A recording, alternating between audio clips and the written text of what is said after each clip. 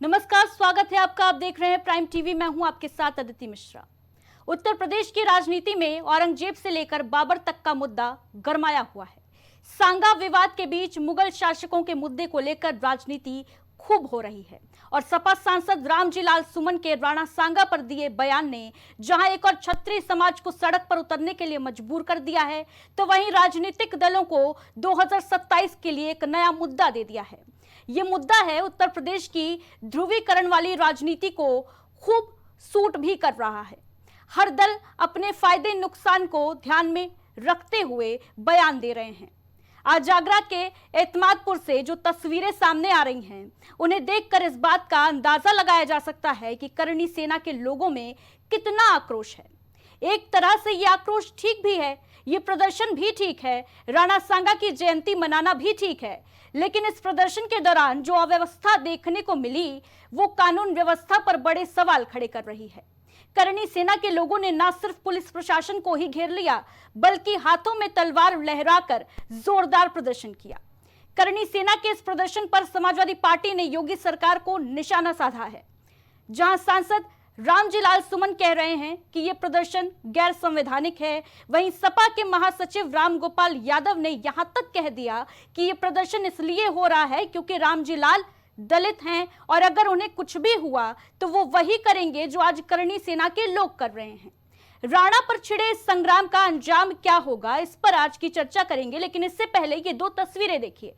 स्वाभिमान रैली में किस तरीके से तलवारें लहराई गई, लाखों की संख्या में यहां करणी सेना के कार्यकर्ता पहुंचे थे और तलवार लहराई गई, आक्रोश जताया गया, विरोध दर्ज कराया गया। इस दौरान कार्यकर्ताओं ने पुलिस को भी घेर लिया। रामजी लाल सुमन का जो घर है वो पूरी तरीके से छावनी में तब्दील हो गया। आपको बता दें कि राणा सांगा पर जो बवाल है वो थमने का नाम नहीं ले रहा। आज राणा सांगा की जयंती है और इसी के उपलक्ष्य में ये स्वाभिमान रैली निकाली जा रही है। या यूं कह सकते हैं कि रामजी लाल सुमन ने जो विवादित बयान दिया था उसका आक्रोश इस तरीके से सड़क पर जताया जा रहा है। खुलेआम यहां पर तलवारें लहराई जा रही हैं, डंडे, बंदूकें, तलवारें ये लेकर पहुंचे थे कार्यकर्ता। वहीं दूसरी तस्वीर देखिए, रामजी लाल का पुतला फूंका गया सड़क पर। करणी सेना के लोगों के द्वारा विरोध प्रदर्शन आगरा में लगातार जारी है। आज 1 बजे से 5 बजे तक का सम्मेलन करणी सेना के द्वारा आयोजित करने की घोषणा जो है वो पहले से कर दी गई थी, जिसके बाद पुलिस प्रशासन भी पूरी तरीके से मुस्तैद था। जगह जगह निगरानी रखी जा रही थी, ड्रोन कैमरों से निगरानी रखी जा रही थी, लेकिन कहीं ना कहीं ये जो तस्वीरें हैं वो भारी अव्यवस्था को भी दर्शा रही हैं। पुलिस के सामने ही रामजी लाल सुमन को करणी सेना के कार्यकर्ताओं ने धमकी भी दी। वहीं इस बीच क्या कुछ कहा है रामगोपाल यादव और खुद समाजवादी पार्टी के सांसद रामजी लाल सुमन ने, ये आप सुन लीजिए। हमारे देश में आईन है, संविधान है, कायदा कानून है, तो कुल मिलाकर के अगर किसी को तकलीफ हुई तो जो विरोध करने के तरीके हमारे देश में हैं, हिंसा का रास्ता किसी भी कीमत पर हमारे देश को स्वीकार नहीं है। और जिस तरह के तत्व या हिंसक वातावरण बना रहे, ये मैं समझता हूँ देश की सेहत के लिए किसी भी कीमत पर। वो बात अगर करणी सेना की बिरादरी के किसी के मुंह से निकली होती तो कहीं ये प्रदर्शन नहीं होता, कोई हमले वाली बात नहीं होती, तो कहीं किसी का रक्त खौलता नहीं। रक्त खौल रहा है क्योंकि रामविलास सुमन दलित हैं। ये जो आज उत्तर प्रदेश के आगरा से सामने आई राणा पर संग्राम और जारी है तकरार। रामजी लाल सुमन का पुतला फूका करणी सेना के कार्यकर्ताओं ने और किस तरीके से यहां पर तलवारें हवा में लहराते हुए कार्यकर्ता नजर आए। लाखों की संख्या में कार्यकर्ता जो है वो आगरा पहुंचे थे। पहले ही ऐलान किया जा चुका था कि लगभग 3 लाख कार्यकर्ता जो हैं, करणी सेना के जो नेता हैं, जो क्षत्रिय समाज के लोग हैं, संगठनों के लोग हैं, वो जगह जगह से आगरा आज कूच किए और समाजवादी पार्टी के सांसद रामजी लाल सुमन ने जो विवादित बयान दिया था राणा सांगा को लेकर, उन्होंने कहा था कि राणा सांगा की औलादे गद्दार हैं और उसके बाद से देश भर में जो क्षत्रिय समाज है उसका विरोध सामने आया था। इससे पहले भी राणा सांगा के ऊपर विवादित बयान को लेकर करणी सेना ने अपना विरोध दर्ज करते हुए सपा सांसद रामजी लाल सुमन के घर पर हमला किया था और आज एक बार फिर से ये प्रदर्शन की तस्वीरें राणा सांगा की जयंती के मौके पर यह कार्यक्रम आयोजित किया गया, लेकिन इस दौरान कानून व्यवस्था पर बड़े सवालिया निशान भी खड़े होते नजर आए। साफ तौर पर किस तरीके से पुलिस प्रशासन के सामने तलवारें लहराई गई, तस्वीरें आपके सामने हैं। करणी सेना के कार्यकर्ताओं ने खुलेआम मंच से धमकी दी रामजी लाल को, जिसके बाद कहीं ना कहीं प्रशासन जो है वो सवालों के घेरे में नजर आ रहा है। इस पर अधिक चर्चा करेंगे। हमारे साथ इस वक्त संतोष दुबे जी जुड़ चुके हैं, नेता है बीजेपी से। बहुत बहुत स्वागत है सर आपका। इसके अलावा हमारे साथ शौर्या सिंह जी भी जुड़ चुकी हैं, प्रवक्ता हैं समाजवादी पार्टी की। शौर्या जी आपका भी बहुत बहुत स्वागत है। राकेश सिंह रघुवंशी जी करणी सेना से हमारे साथ मौजूद हैं। सबसे पहले संतोष दुबे जी आपके पास आना चाहूंगी। आगरा में ये जो प्रदर्शन हो रहा है इसकी तस्वीरें सर आपने भी देखी होंगी। खुलेआम तलवारें लहराई जा रही हैं, प्रदर्शन किया जा रहा है। राणा सांगा पर जो विवादित बयान दिया था उस पर बवाल मचना लाजमी है, उसका विरोध दर्ज करना भी लाजमी है, लेकिन इन तस्वीरों को आप किस तरीके से देखते हैं? देखिए, सबसे बड़ी बात है तलवारें जो लहराई जा रही हैं या जो भाले फरसे दिखाए जा रहे हैं, ये क्षत्रियों का स्वभाव है। क्षत्रियों का ये हमेशा जो है शस्त्र जो है उनके एक अंग के रूप में काम करते हैं। तो ये कहना कि उनको डराने के लिए लहराया जा रहा है, ऐसा नहीं है। क्षत्रिय जब भी निकलता है तो उसके पास शस्त्र होता है, शस्त्र होता है और उसको लेकर ही चलता है। ये उनका आभूषण है, उसको जो है। संतोष जी, क्या संविधान में ये उल्लिखित है, संविधान में क्या ये उल्लिखित है कि क्षत्रिय जो है वो शस्त्र लहरा सकता है खुलेआम सड़क पर? देखिए, संविधान में क्या क्या है क्या नहीं है जी, इस मुद्दे पे बात नहीं। बात यह है कि क्षत्रिय जिस तरीके से करणी सेना में निकले हैं, और क्षत्रिय जब भी घर से निकलता है तो वो कहीं न कहीं हथियार लेके निकलता है।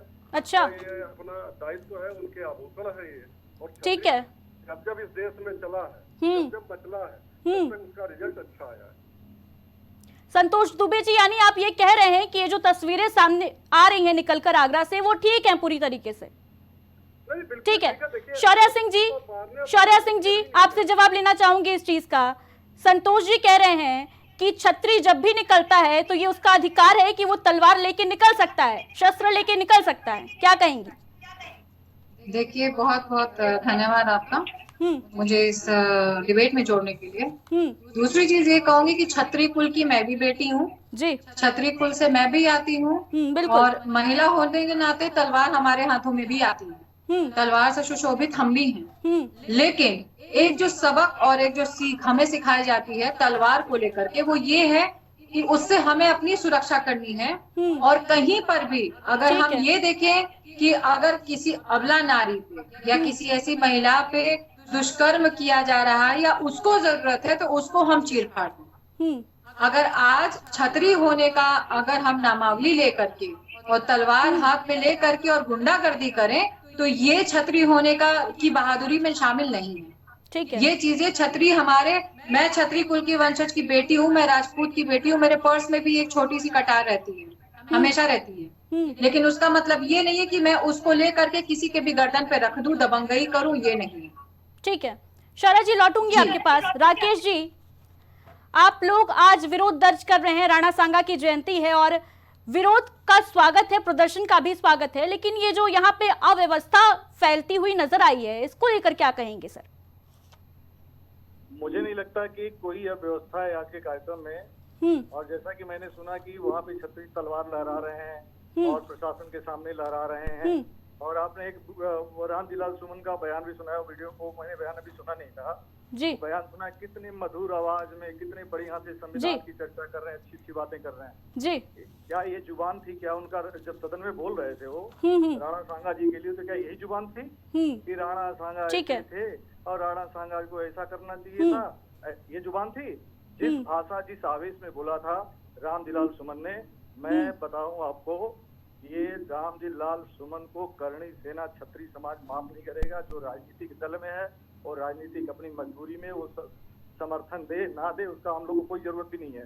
दूसरी बात, जिस दिन रामजी लाल सुमन मिलेंगे करणी सैनिकों को, उनका विधिवत स्वागत करेंगे हम लोग, और स्वागत ऐसा होना चाहिए, उनको मुंह पे काली पोत करके जूते की माला पहनाएंगे हम लोग, क्योंकि हमारे महापुरुषों का भगवान का अपमान हुआ है।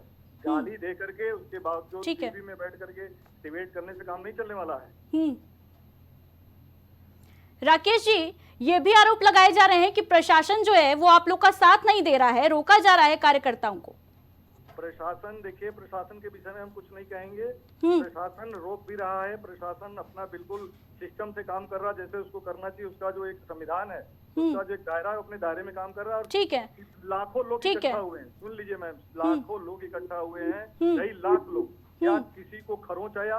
क्या किसी के साथ कोई बदतमीजी हुई? कोई एक भी ऐसा वीडियो है क्या आपके पास?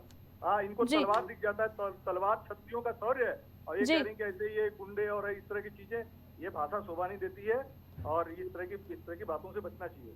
ठीक है शौर्य सिंह जी, अखिलेश यादव जी कह रहे हैं, अखिलेश यादव जी का बयान सामने आया है कि ये जो पूरा प्रदर्शन है वो करणी सेना नहीं कर रही है, बल्कि भारतीय जनता पार्टी कर रही है। करणी सेना जो है वो बीजेपी की सेना है। इसके पीछे की क्या वजह है मैडम, क्या कहेंगी? उद्देश्य बताती हूँ। जब आज से पहले पूर्व 2006 में करणी सेना बनी थी, उस समय करणी सेना का जो हम कहते एक लेकर के इन्होंने स्टार्ट किया था, मेन था ये जनरल बिरादरी ठाकुरों के रिजर्वेशन के लिए, कि हमें जो है पढ़ाई में और सरकारी नौकरियों में ठाकुरों को जो है रिजर्वेशन मिले, इसलिए स्टार्ट हुआ था। और दूसरा इसलिए स्टार्ट हुआ था कि इसमें सरकार में जितने राजपूत विधायक या सांसद बनते हैं तो वो चुनने में जो है इसलिए करणी सेना का फॉर्मेशन हुआ। लेकिन धीरे धीरे करते करते ये करणी सेना का जो फॉर्मेशन था, इससे ये जो है साइड हट चुकी है। और आज भारतीय जनता पार्टी, मैं करणी सेना वालों की गलती नहीं दे रही हूँ, मैं यहाँ गलती सरकार और सरकार की कूटनीतियों की दे रही हूँ कि किस तरीके से सरकार पूरी करणी सेना को अपने हिसाब से यूज कर रही है और यूटिलाइज कर रही है। मैं ये पूछना चाहती हूँ कि 2006 में करणी सेना का जब उत्पत्ति हुई, जब बनाया गया, करणी सेना राजपूतों की आवाज बनने का काम कर रही थी, बहुत अच्छे से कार्यरत थी। मैं आज आपसे करणी भाइयों, मैं आपसे ये पूछना चाहती हूँ, आप मुझे ये बताइए कौन सी ऐसी एनसीईआरटी किताबों में राणा सांगा को पढ़ाया जा रहा है? कौन सी एनसीईआरटी किताब में राजपूत महाराणा प्रताप को पढ़ाया जा रहा है? आप मेरे इन सवालों का जवाब दीजिए। शौर्या जी, विवाद और बवाल इस बात पर है कि आपके सांसद ने राणा सांगा को गद्दार ठहराया था। एक सवाल हमसे ये पूछा कि आप इस बात का जवाब दीजिए कि अखिलेश यादव जी ने ये बात बोली कि करणी सेना को बीजेपी अपने हिसाब से यूज कर रही है। तो मैं अपने करणी सेना के भाइयों से ये सवाल पूछना चाहती हूँ, उनके प्रवक्ता यहाँ भी बैठे हैं, वो मुझे जवाब दें कि भाई मैं भी ठाकुर और राजपूत कुल की लड़की हूँ। आज सच में दुनिया को यही दिख रहा है कि राकेश जी से जवाब ले लेते हैं। राकेश जी सेना को यूज कर रही है। राकेश जी जवाब दे दीजिए शौर्या सिंह जी की बात का। देखिए, इन्होंने बोला कि जो 10% रिजर्वेशन मिला है, ये कुल क्षत्रियों को नहीं मिला। बहन जी को ये शायद पता नहीं है, ये सवर्ण समाज को मिला जी। और सवर्ण समाज को जब पिछले बार बीजेपी की सरकार हुआ करती थी, जब गुजरात और छत्तीसगढ़, मध्य प्रदेश, छत्तीसगढ़ और राजस्थान में, तो हमारे राष्ट्रीय अध्यक्ष सुखदेव सिंह गोगामेडी ने एक बड़ा आंदोलन किया था पूरे देश में कि भाई क्षत्रियों में, सवर्णों में भी गरीब होते हैं, उनको भी रिजर्वेशन मिलना चाहिए। प्रधानमंत्री मोदी ने 2019 12 जनवरी, मुझे डेट जो याद आ रहा, उन्होंने 10% रिजर्वेशन दिया। उस 10% रिजर्वेशन देने के बाद उसमें बहुत सारी विसंगतियां थी इकोनॉमिकल वीकर सेक्शन में। उसको लेकर के हम लोगों ने कहा कि सवर्णों में जो आपने जो रखा है, शर्तें रखी है कि जिसके पास 5 एकड़ जमीन नहीं होगी वो जो है ईडब्ल्यूएस की श्रेणी में नहीं आएगा, जिसके पास 1000 वर्ग मीटर में मकान होगा ईडब्ल्यूएस की श्रेणी में नहीं आएगा, जिसके घर में 8 लाख रुपए की इनकम होगी ईडब्ल्यूएस की श्रेणी में नहीं आएगा। लेकिन अन्य समाज का अगर कोई भी है, राष्ट्रपति है, प्रधानमंत्री, जैसे अखिलेश यादव जी है मान लीजिए, ओबीसी समाज से आते हैं। अखिलेश यादव जी की अगर एक दिन का 100 करोड़ रुपए का इनकम हो, चाहे 10 करोड़ का इनकम हो, इनके ऊपर कोई मतलब, इन्होंने इस वर्ग से हैं, इनको रिजर्वेशन मिलेगा। कोई एससी समाज, कोई राष्ट्रपति, प्रधानमंत्री है, या बिजनेस 2 करोड़ के रोजगार है, कोई मतलब नहीं है। लेकिन सवर्णों के पास एक इन्होंने शर्त लगा दी, तो इसका विरोध हम लोगों ने किया। विरोध करने के बाद कुछ स्टेट में हमको वो चीजें मिली, लेकिन यूपी में और कई जगहों पे नहीं मिली है। एक बात मैं कहना चाहता हूँ। दूसरा जो कह रही है एनसीईआरटी की किताबों में राणा सांगा को ये पढ़ाना चाहिए, तो भैया सरकार में कौन है? करणी सेना सरकार चला रही क्या? सरकार चला रही अखिलेश यादव जी, कहिए ना। चलो अभी ठीक है, अभी सरकार में नहीं, कभी भविष्य में जब आए तो उनको कहिए, क्या घोषणा करें कि महाराणा सांगा जी को जो है पढ़ाया जाएगा उनको। जब हमारी सरकार आएगी तो महाराणा सांगा जी को लिखेंगे, ये महान योद्धा थे, ये जो रामजीलाल सुमन जैसे लोगों ने बोला वो गलत बोला। एक शब्द बोलने में इतनी दिक्कत आ रही है। और पिछले चुनाव में मैं खुद, मेरा वीडियो उठा करके देख लीजिएगा, 35 दिन लगातार मैंने आंदोलन किया है, 35 दिन पुरुषोत्तम रूपाला के खिलाफ आंदोलन किया है। आज हम जब इनके खिलाफ आंदोलन कर रहे हैं रामजीलाल सुमन के, तो दलित का हमला हो गया। इतनी नीचता, इतनी गिरी हुई राजनीति अगर इस देश में होगी, ये देश आगे नहीं बढ़ पाएगा। सब अपनी कुर्सी के लिए लड़ रहे हैं, सब अपनी राजनीति के लिए लड़ रहे हैं। ऐसे लोगों का बहिष्कार करने का समय आ गया। और करणी सेना की एक विंग बनी हुई है, राजनीतिक विंग भी हम लोगों ने बनाया है। आने वाले भविष्य में 2027 में जो सपना देख रहे हैं, वो जिस तरीके से समझे उस तरीके से हम लोग समझाएंगे, वहां भी हम दो हाथ करेंगे। ठीक है संतोष जी, आपके पास आना चाहूंगी मैं। आरोप लग रहे हैं कि एनसीईआरटी की किताबों में राणा सांगा के बारे में पढ़ाया नहीं जाता है। ये तो अलग बात हो गई, लेकिन जिस तरीके की तस्वीरें आज आगरा से निकलकर सामने आ रही हैं, कहीं ना कहीं ये कानून व्यवस्था के लिए एक बड़ी चुनौती भी थी। तैयारियां पूरी थी, पुलिस प्रशासन ने ये कहा था।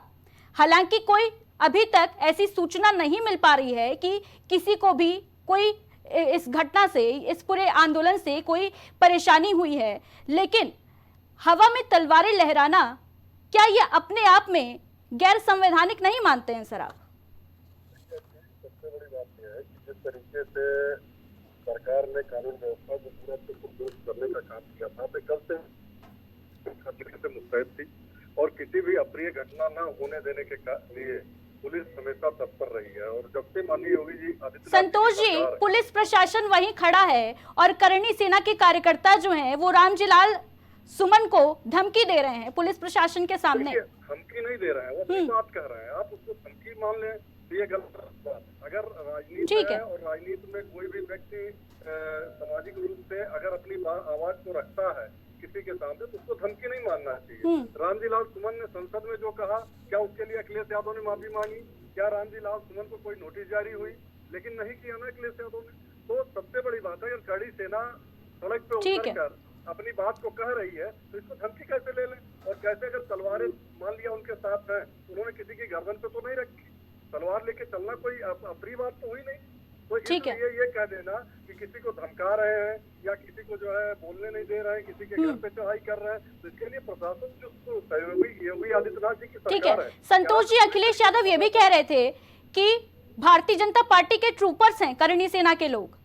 अखिलेश यादव क्या कहते हैं क्या नहीं कहते हैं इससे हम नहीं जाना चाहते, क्योंकि अखिलेश यादव जी का इस समय देखा जाए तो उनका मानसिक संतुलन ठीक नहीं चल रहा है। ठीक है, कभी न कभी जो सामने उनका सांसद जो है राज्यसभा में बोलता है, उसको तो ये नोटिस जारी नहीं कर पाते। कभी उनको जो है गाय से जो है दुर्गंध आने लगती है, गौशाला से दुर्गंध आने लगती है। तो सबसे बड़ी बात है कि अखिलेश यादव इस समय भटकाव की राजनीति कर रहे हैं, भटके हुए हैं। उनको सही लोगों की राय की आवश्यकता है। तो कायदे से जो है किसी अच्छे विद्वानों के साथ राजनीति की शुरुआत करें तो ज्यादा अच्छा रहेगा। ठीक है शौर्य सिंह जी, रामगोपाल यादव का अभी हमने बयान सुना। रामगोपाल यादव कह रहे थे कि अगर रामलाल जी सुमन जो हैं वो दलित नहीं होते तो ये प्रदर्शन नहीं हो रहा होता। तो मेरा सवाल आपकी पार्टी से ये है कि अगर ये जो घटना है ये इसके उलट हुई होती, अगर कहीं रामलाल जी सुमन दलित सच में नहीं होते, किसी और जाति से होते, तो क्या ये जो पीडीए वाला मुद्दा बनाकर ध्रुवीकरण की कोशिश की जा रही है अखिलेश यादव के द्वारा, वो क्या माफी नामे के रूप में देखी जा सकती थी? क्या माफी मांगते नजर आते? अभी जिस प्रकार से इन्होंने ये बात कही है उस पे मैं आपको सीधे सीधे ये बात कहूंगी। इन्होंने ये बोला कि अखिलेश यादव जी के ऊपर जो पूर्व के मतलब आप कहिए कि एक सीएम की कुर्सी पे जो व्यक्ति बैठ चुका है, आप उनके ऊपर ये टिप्पणी देते हैं कि उनका मानसिक संतुलन हिला हुआ है। तो मैं आपको बता दूं कि तब तो मानसिक संतुलन अमित शाह जी का भी हिला हुआ है, जिन्होंने संविधान को लेकर के इतनी ओछी टिप्पणियां दी। शौर्य जी, तो वो शौर्य जी, यहाँ बात हो रही है राणा सांगा पर दिए विवादित टिप्पणी की। आप मुझे ये बताइए कि अगर रामजीलाल सुमन ने राणा सांगा का अपमान कर ही दिया तो उसके बाद माफी मांगने में क्या आपत्ति थी? यही सवाल चल रहा है ना। हम यही सवाल, ये हमारा भी तो सवाल है। राणा सांगा पे उन्होंने जो भी बोला, जो भी कहा, मैं आज कहती हूँ आज पूरी करणी सेना हमारी एकजुट हो जाती है। क्या करणी सेना को अपना हक और अधिकार अब वो क्या भूल चुकी है? करणी सेना को अपने हक के लिए लड़ाई लड़नी चाहिए। हमारे जितने भी गौरवान या जिसको हम कहते हैं शौर्यवान जितने भी महापुरुष रह चुके हैं वो किसी परिचय के मोहताज नहीं है। हम ये कहते हैं आज उन्होंने जो स्टेटमेंट दिया वो वाकई गलत था। मैं एक राजपूत होने के नाते गलत मानती हूँ, ठीक है, लेकिन मैं आपसे एक और चीज कहती हूँ कि जो आज ये पीडीए को लेकर के आप चलते हैं, मैं अपने करनी सेना के भाई को एक और बात बता देती हूँ। बनारस में एक 19 साल की लड़की के साथ अभी बलात्कार हुआ। कितने करनी सेना भाई वहां तलवार लेकर के पहुंचे हैं बलात्कारियों का गर्दन सर से उतारने के लिए। ये है करनी सेना की ताकत, ये होनी चाहिए करनी सेना की हिम्मत। ठीक है, कहाँ है आप लोगों के अंदर की राजपूताना, कहाँ चल गई आप लोग की गर्मी? अभी कोई शौर्य सिंह जी ये भी बता दीजिए फिर क्या आपके सांसद को माफी मांगनी चाहिए थी या नहीं? सीधा सवाल है मेरा, क्या उनको इस पूरे मुद्दे पर माफी मांग लेनी चाहिए थी समय रहते? ये तस्वीरें जो सामने आ रही हैं वो हमारे सामने नहीं होती, ये जो प्रदर्शन करनी सेना के द्वारा विरोध जताया जा रहा है वो हमारे सामने नहीं होता। अगर उन्होंने समय रहते माफी मांग ली होती तो वो अभी भी इसी बात पे अड़े हुए हैं, आपके सांसद अभी भी इसी बात पे अड़े हुए हैं कि माफी नहीं मांगूंगा। क्या कहेंगे? मैं ये कह रही हूँ अगर माफी मांगने की बात आई तो माफी सबसे पहले अमित शाह को मांगनी चाहिए, योगी आदित्यनाथ जी को भी मांगनी चाहिए। जिस हिसाब से कुंभ में जो है वो मृतकों के संख्या घटाई गई, उनको शौर्य सिंह जी आप मुद्दे से भटक रही हैं।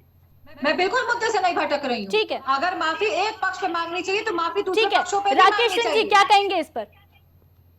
शौर्य जी कह रही हैं कि आप लोग जो मुद्दा है उस पर तलवारें नहीं उठती हैं, आपकी बेटियां बचाने के लिए तलवारें नहीं उठती हैं, बेटियों की इज्जत लुट जाती है, तलवारें नहीं उठती हैं। और ये जो प्रदर्शन चल रहा है राणा सांगा को लेकर उस पर आप तलवार लिए खड़े हैं सड़क पर।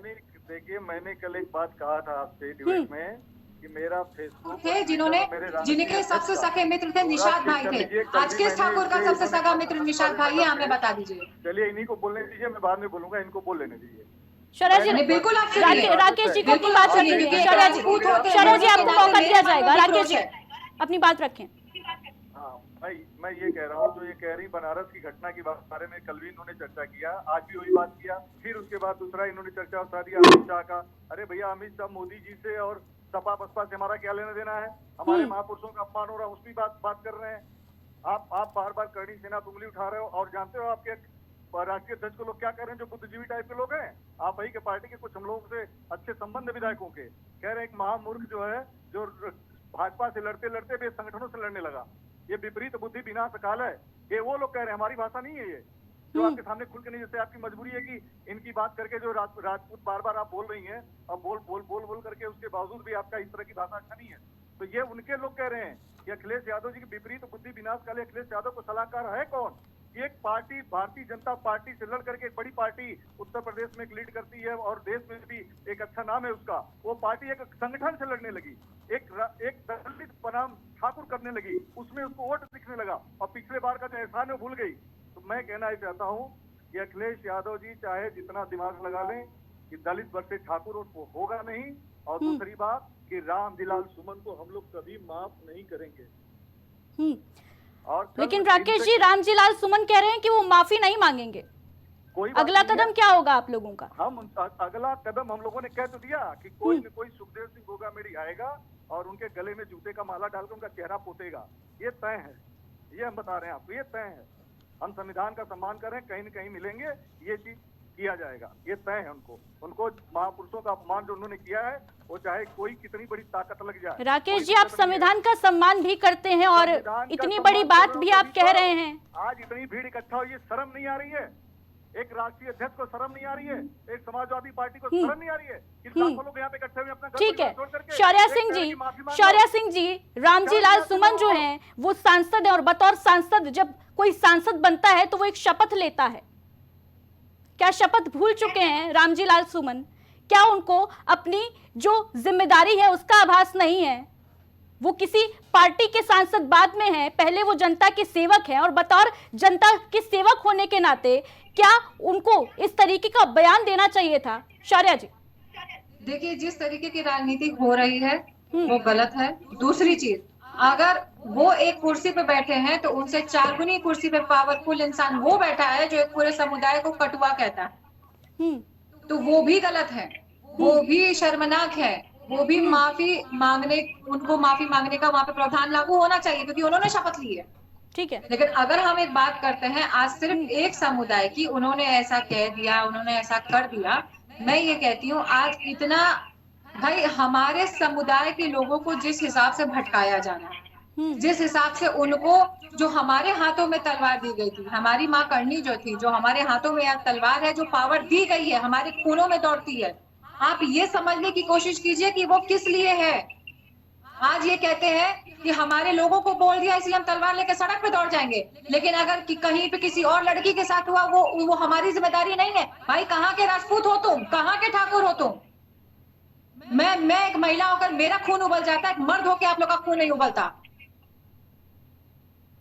दिखाइए अपनी राजपूत होने की पावर, जाइए उतार आइए गर्दन उस आदमी का जिसने 19 साल की लड़की के साथ 7 दिन तक बनारस में बलात्कार किया। क्यों नहीं आपका खून खोलता है? शौर्या सिंह जी, कानून हाथ में लेने का अधिकार किसी को भी नहीं है, चाहे मामला कानून हाथ में लेने का अगर अधिकार किसी को भी नहीं है, तो कानून में अपराध करने का भी अधिकार किसी को नहीं है। संतोष जी, शौर्या जी कह रही हैं कि जो पार्टी बैठी है केंद्र में वो एक समुदाय को कटुआ कहती है, इसलिए उसको माफी मांगनी चाहिए। क्या कहेंगे इस पर? देखिए, सबसे पहले आपकी पार्टी को माफी मांगनी चाहिए, ये कह रही है वो। नहीं अदिति जी, देखिए हमारी पार्टी का तो सीधा सा एक फंडा है, सबका साथ, सबका विकास और सबका जो है विकास। तो हम सबके विश्वास और विकास के लिए लड़ाई लड़ते हैं। हम किसी को देंगे जो राष्ट्र हित में जो भी व्यक्ति है, जो राष्ट्र की बात करता है, जो राष्ट्र की परिकल्पना को साकार करने की बात करता है, भारतीय जनता पार्टी उसको सम्मान अपने साथ रखती है या उसका भी सम्मान करती है, वो कहीं भी रहे, किसी भी दल में रहे। लेकिन ये कहाँ तक उचित था? संतोष जी, अगर सबका साथ सबका विकास हो रहा है तो ये ध्रुवीकरण की राजनीति कौन कर रहा है? ध्रुवीकरण फिर वही उसी मुद्दे पर मैं आ रहा हूँ। जिस तरीके से आपने देखा कि संसद के अंदर जिस व्यक्ति को हमें से किसी ने नहीं जाना, किसी ने नहीं देखा, वो अतीत में है, उस व्यक्ति को गद्दार कह देना, उस महापुरुष को गद्दार कह देना, ये कहाँ का न्याय है? और उसके बावजूद भी देखिए डंके की जोर में लोग कह रहे हैं कि हम माफी नहीं मांगेंगे, हम जो है हमने कोई गुनाह नहीं किया। तो ये कैसे मान लिया जाए कि जो है समाजवादी पार्टी ध्रुवीकरण की राजनीति नहीं कर रही है, समाजवादी पार्टी जो है दलित बनाम जो है छत्री करने का काम नहीं कर रही है? तो ये सबसे बड़ी बात यह है कि दलितों को उकसाकर एक इस तरीके की जो है भावना छत्रियों को उकसाने का काम किया समाजवादी पार्टी ने। कर्णी सेना ने इसके पहले तो किसी रामविलास सुमन को घेरने का काम नहीं किया, आज सब घेरने का काम खड़ी सेना ने किया। ठीक है, उनके महापुरुष के खिलाफ अब शब्दों का प्रयोग किया गया, इसलिए खड़ी सेना मैदान में आई है। लेकिन जब आप किसी का सम्मान करोगे, किसी का आदर करोगे, किसी का जो है महिमा मंडित करोगे, कोई भी आपके खिलाफ नहीं जाएगा। बाबा साहब भीमराव अम्बेडकर को पूरा देश पूछता है, पूरा देश उसको जो है आज भारतीय जनता पार्टी के जन्मशती समारोह मना रही है। तो सबसे बड़ी बात यह है कि आप महापुरुष हो, किसी भी जाति के हो, किसी भी धर्म के हो, उनका आदर और सम्मान करिए और देखिए फिर देश कैसे खुशहाल होता है, देश कैसे आगे बढ़ता है। ठीक है शौर्या सिंह जी, जिस तरीके का स्टैंड इस पूरे मामले पर अखिलेश यादव का निकलकर सामने आ रहा है, उससे यही लग रहा है कि अखिलेश यादव को पूरा भरोसा है कि 27 में जो पीडीए है वो तो साथ खड़ा है पार्टी के, क्षत्रिय समाज की नाराजगी बर्दाश्त कर लेंगे। देखिए, क्षत्रिय समाज की नाराजगी की जहां हम बात करते हैं, क्षत्रिय समाज को हमारे ये समझने की जरूरत है कि किस तरीके से भारतीय जनता पार्टी जो है वो हमें भ्रमित कर रही है और हमें भ्रमित करने की कोशिश कर रही है। हम कहते हैं कि आपने एक तरफ शौर्या जी बयान भारतीय जनता पार्टी को लेकर नहीं, राणा सांगा को लेकर दिया गया था, गद्दार कहा गया था आपके सांसद के द्वारा राणा सांगा को। बोला, आप उसका जवाब सुनिए। जिस तरीके से आज भारतीय जनता पार्टी एक तरफ कटुआ कह करके हमारे हिंदू भाइयों को खुश करती है, लेकिन हमारे क्षत्रिय भाइयों के सामने ये बहुत बड़ा सवाल है कि क्या आज किताबों में क्षत्रियों के बारे में पढ़ाया जा रहा है? हाँ, ये जरूर पढ़ाया जा रहा है कि फांग हैं जो थे वो गुजरात गए थे, ये पढ़ाया जा रहा है। लेकिन क्षत्रिय लोग के जितने महाराणा प्रताप थे, हमारे यहाँ कर्णी सेना थी, ये सारी चीजें आप ये कह रही हैं कि जो भारतीय जनता पार्टी है वो हिंदू समाज को टारगेट करना चाह रही है कटुआ बोलकर, तो क्या ये माना जाए कि रामजीलाल सुमन ने जो बयान दिया वो मुसलमानों को टारगेट करने के लिए कहा? हिंदू समाज, आप एक बात बताइए, क्या जो पढ़ा लिखा हमारे ठाकुर वर्ग हैं, हम उन लोगों के बीच बैठते हैं, उनसे 4 बात करते हैं, हमें भी उनसे सीखने को मिलता है। आप ये सोचिए सीधे सीधे कि आज फाएंग आए थे गुजरात, ये किताब में आ गया, लेकिन महाराणा प्रताप ने क्या किया था ये आज तक किसी एनसीईआरटी किताब में नहीं आया। आप मेरी बात का जवाब नहीं दे रही। अपनी आंखें खोलने का शौर्या समय जी, नहीं आ शौर्या गया जी, है। आप केवल एनसीईआरटी के मुद्दे पर बात मत करिए। मेरे क्यों नहीं मुद्दे पे बात करेंगे? ये हमारा ठीक है, फ्यूचर डिसाइड वो करती है। बिल्कुल एक मुद्दा है कि फ्यूचर डिसाइड होता है, लेकिन क्या इसका मतलब ये है कि अगर एनसीईआरटी में राणा प्रताप के बारे में या राणा सांगा के बारे में नहीं लिखा है तो बाकी किताबों में तो लिखा है ना? इसका मतलब ये तो नहीं कि सदन में उनको गद्दार ठहरा दिया जाएगा, उन पर विवादित बयान दे दिया जाएगा। हमारा क्या आप नहीं मानती कि वो महान शासक थे? शौर्या सिंह जी, क्या आप नहीं मानती कि राणा सांगा महान शासक थे, गद्दार नहीं थे? इसको लेकर क्या कहेंगी आप? खुद महाराणा सांगा हो गए, चाहे हमारे महाराणा प्रताप हो गए, चाहे हमारे ठाकुरों के जितने भी धर्मेंद्र प्रताप सिंह हो गए, चाहे जितने भी हमारे ठाकुर के शूरवीर थे, ये लोग किसी परिचय के मोहताज नहीं है मैडम। ठीक है, ये जान लीजिए। आज हमारे छत्री जो हमारा कुल है उसमें छोटे छोटे बच्चों को भी ये सिखाया जाता है, हमारे बच्चों के नाम भी उस हिसाब से लिखा जाते हैं। आज शौर्य के प्रतीक मेरा नाम शौर्या है। शौर्या जी, तो सवाल भी तो यही है ना कि फिर आपके सांसद उनको गद्दार क्यों ठहरा रहे हैं? क्यों ऐसे विवादित बयान दिए जा रहे हैं? राकेश सिंह जी, देखिए, हम ये कहते हैं, राकेश सिंह जी क्या कहेंगे इस पूरे मामले पर? अब ये यहाँ बैठ करके ठाकुरों को पोस रही हैं, ठाकुरों का इतिहास बता रही हैं और पकड़ी हैं बनारस की 19 लोगों ने बलात्कार किया, फिर एनसीईआरटी की किताबें, और आपने पूछा कि वो राणा सांगा पे तो लगी महाराणा फलाना ये सब बताने।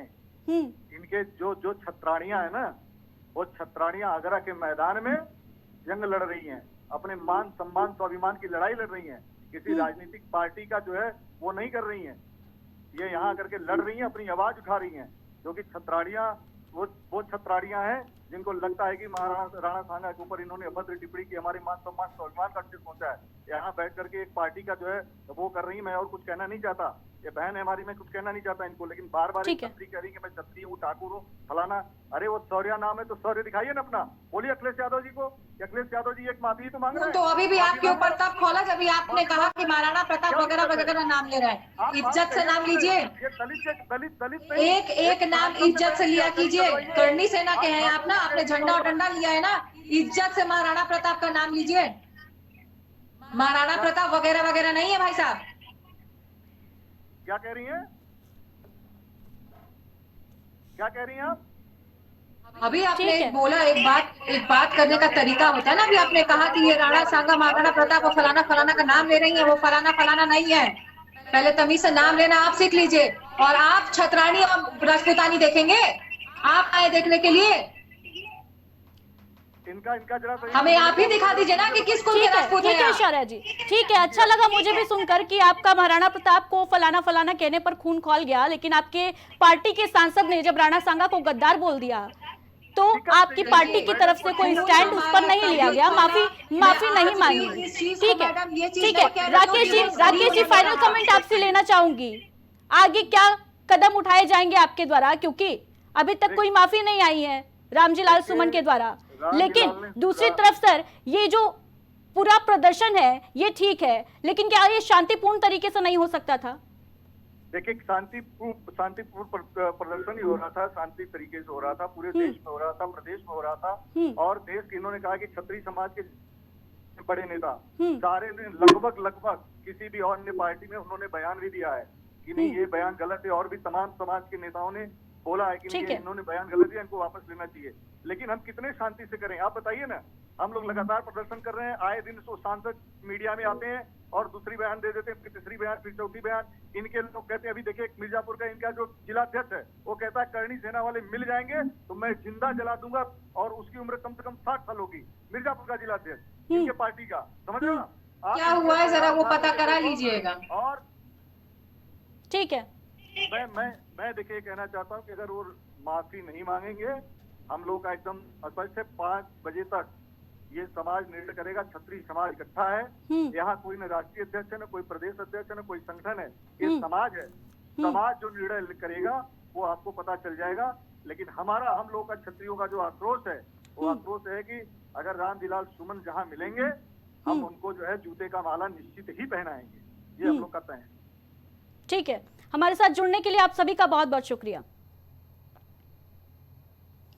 तो राणा पर संग्राम लगातार जारी है और आगरा में क्षत्रिय संगठन जो है करणी सेना का प्रदर्शन भारी प्रदर्शन देखने को मिल रहा है और साफ तौर पर कहना है करणी सेना का कि अगर माफीनामा नहीं आता है तो फिर ये प्रदर्शन जो है, ये जो तस्वीरें हैं वो और अधिक उग्र देखने को मिल सकती हैं।